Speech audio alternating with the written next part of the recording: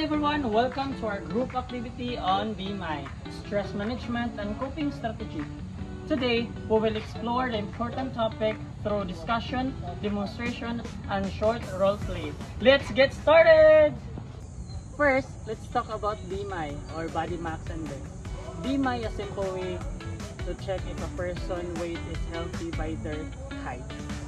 It is calculated by dividing weight in kilogram by height in meter squared. So, if you are having 60 kilogram and you say the height is 1.65 meter. So, to calculate it, I will just use the BMI formula. So, BMI equals weight divided height squared. So, we just simplify it and we got weight, we have 60 kilogram and height is 1.65 square meter. So the calculation is 22.0. So according to the BMI, this is the 22.0 is normal weight. Maintaining a healthy BMI is important not only for our physical health,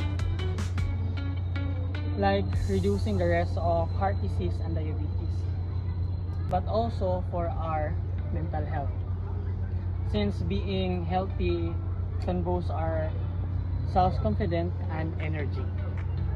Stress management strategies, and this is our scenario. Some physical signs of stress include headache, muscle tensions, and trouble sleeping. Emotional signs include irritability, anxiety, or feeling overwhelmed. To manage stress in healthy way, here are the 3 techniques. Number 1, deep breathing exercise, calming the mind and reducing tension. Number 2, time management or time blocking, organizing tasks to avoid cramming. Number 3, good sleep hygiene, having enough rest to recharge the brain. When we talk about coping, there are 2 types, positive and negative strategies. Positive coping include things like exercising, seeking support, and problem solving.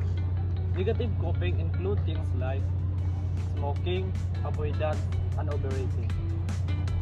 For example, some coping mechanisms are positive, looking for a friend during meditation, negative, skipping meals, alcohol use, procrastination.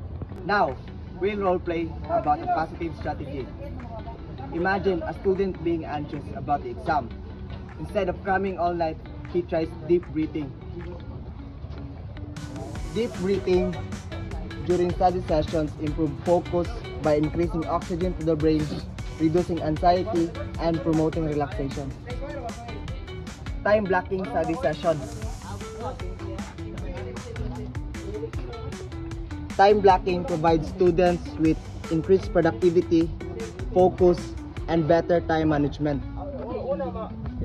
Through this activity, we learn about BMI, stress management, and coping strategies. We hope that this helps us anew in balancing both physical and mental health.